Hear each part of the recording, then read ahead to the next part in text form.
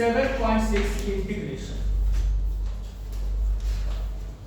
7.6 बहुत ही इंपॉर्टेंट है भाई, ये बात ही मान के चलो।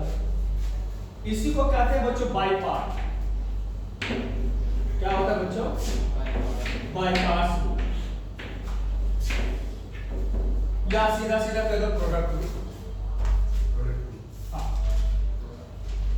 इसमें प्रोडक्ट रूल थोड़ा सा उसमें अलग अलग होता है। देखो प्रोडक्ट रूल में यहाँ पे अलग है उस 12th वाले में और 11th वाले। 12th वाले का जो प्रोडक्ट डेरिवेटिव का जो था रूल, डेरिवेटिव और इंटीग्रेट में दोनों में डिफरेंस है। वहां पे तो आप प्रोडक्ट रूल बड़ा आसानी से कर लेते थे, लेकिन यहाँ पे ऐसा नहीं है। यहाँ पे आप आसानी से उतना नहीं कर सकते। इसमें करना क्या होगा आप लोगों को? प्रोडक्ट रूल में सबसे पहला चीज ये देखना होगा कि भाई integrate f of x into g of x, दो फंक्शन प्रोडक्ट। अब इसमें फर्स्ट और सेकंड बड़ा कंफ्यूजन होता है कि हम किसको लें। तो पहला चीज ये ध्यान रखना कि बहुत सारे टीचर्स इसको शॉर्ट में समझाते हैं, लेकिन वहां पे ऐसा नहीं।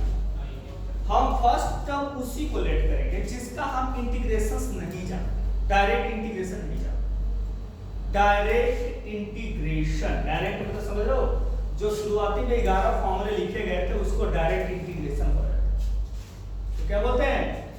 Direct integration. अगर इसका डायरेक्ट इंटीग्रेशन हमें नहीं पता है, वही हमारा फर्स्ट कंसीडर किया जाता है। पहला चीज नोट डाउन कि मतलब हमें फर्स्ट इसी को लेट करना है जिसका डायरेक्ट इंटीग्रेशन नहीं जानते, तो उसको फर्स्ट लेट करेंगे, अदरवाइज फर्स्ट उसको लेट नहीं करेंगे। और जो बच जाएगा उसको हम सेकंड, जो बचेगा उसको क्या करेंगे? सेकंड। तब इसमें मान लीजिए कि अगर हम इसको फर्स्ट मानते हैं और इसको सेकंड मानते हैं, तो इसका इंटीग्रेशन कैसे होता है ध्यान समझना। इसका इंटीग्रेशन क्या करते हैं? फर्स्ट फंक्शन, अगर इसको हमने फर्स्ट लेट किया तो फर्स्ट फंक्शन को छोड़ा जाता है। दो ही डायरेक्ट इंटीग्रेट होते हैं, दो ही डायरेक्ट होते हैं, दो ही जैसे कि पहला और दूसरा दो ही डायरेक्ट होते हैं, डायरेक्ट इंटीग्रेट हो जाए तो वो भी आ रहे हैं, चिंता मत कर। पहले यहाँ पे फर्स्ट और यहाँ पे सेकंड दोनों क्या है आपके पास, ये दोनों फंक्शन हमें कभी भी लेट किए जा रहे हैं। तो बच्चों याद रखना कि हम उसी को फर्स्ट लेट करेंगे जिसका हमें डायरेक्ट इंटीग्रेशन पता नहीं। जिसका डायरेक्ट इंटीग्रेशन पता नहीं उसको क्या करते हैं? First let.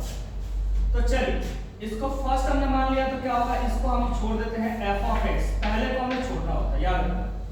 Integration of the क्या करते हैं बच्चों? g of x करते हैं, यानी सेकंड का इंटीग्रेशन करना होता है। क्या करना होता है? सेकंड का इंटीग्रेशन। माइनस क्या होता है बच्चों? Minus integration derivative of d over of the dx of the first करते हैं, यानी कि f of x करते हैं, यानी derivative of the first function किया जाता है।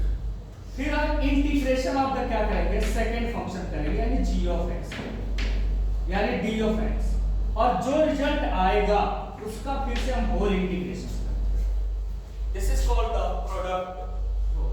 यानी हम शॉर्ट फॉर्म में कहें तो first function integration of the second minus d over of the dx is the first function integration of the second of the dx, और जो बच गया है बच्चों, जो रिजल्ट आ रहा है आफ्टर सॉल्व करने के बाद, तो उसका हम होल का इंटीग्रेशन कर लेते हैं। वही हमारा क्या होता है? प्रोडक्ट रूल्स होता है, यानी कि dx के रिस्पेक्ट।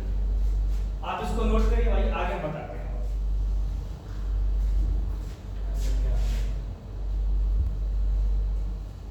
हम लोगों ने प्रोडक्ट रूल में क्या पढ़ा भाई कि first function integration of the second of the dx और माइनस क्या होता है बच्चों?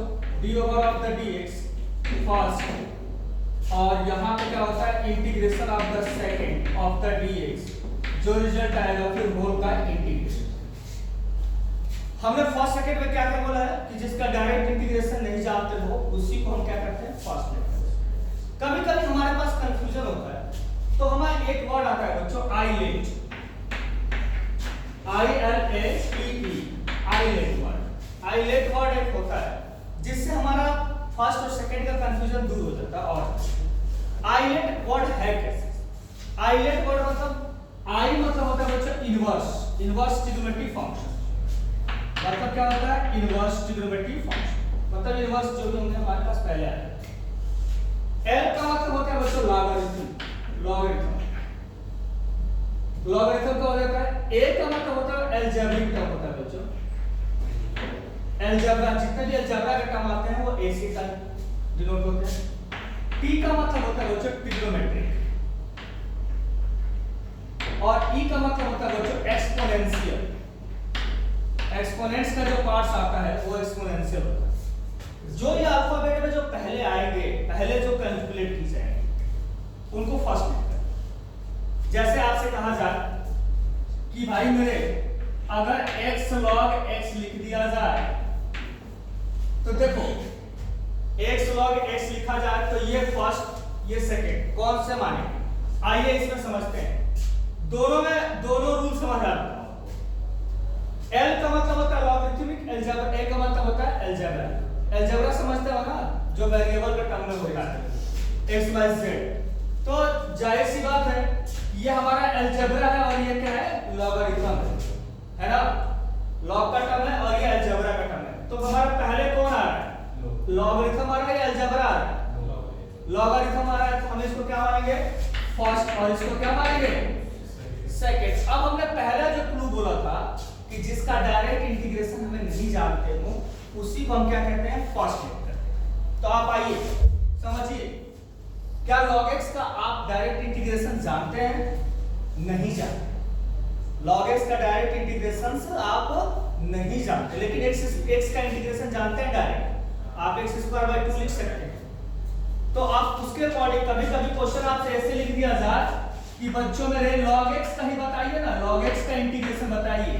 प्रॉब्लम यहाँ पे जनरेट होता है कि log x का इंटीग्रेशन बताइए।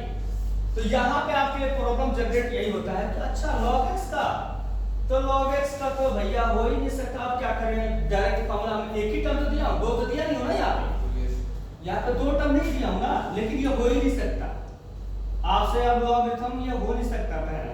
तो अब हम ये कर सोचेंगे कि भाई अब हम क्या करें? कोई ऐसा टर्म ले जिसका हमें डायरेक्ट इंटीग्रेशन पता हो। तो हम क्या करें? डायरेक्ट इंटीग्रेशन जिसका पता हो तो हम जानते हैं कि 1 अगर हम ले लें 1, अगर हम 1 ले लें तो 1 का डायरेक्ट इंटीग्रेशन हमें पता होगा क्या होता है? x। तब इसका मतलब ये हमें फर्स्ट लेट करना पड़ेगा और ये क्या हो जाएगा हमारा अब? सेकंड। तो इस तरीके से क्वेश्चन ये सॉल्व होते हैं कि फर्स्ट और सेकंड कैसे लेट करा जाता है। तो आपको क्लियर हुआ कि फर्स्ट और सेकंड कब लेट किया जाएगा? फर्स्ट भाई जिसका डायरेक्ट इंटीग्रेशन हम नहीं जानते हैं उसी को हम क्या कहते हैं? First research. पहली बात तो ये समझ लीजिए, और बाकी जो अदर टर्म है उसको हम सेकंड मानते हैं। दूसरा चीज, अगर वहां से नहीं क्लियर हो रहा, आइलेट आपके पास बहुत वर्ड है।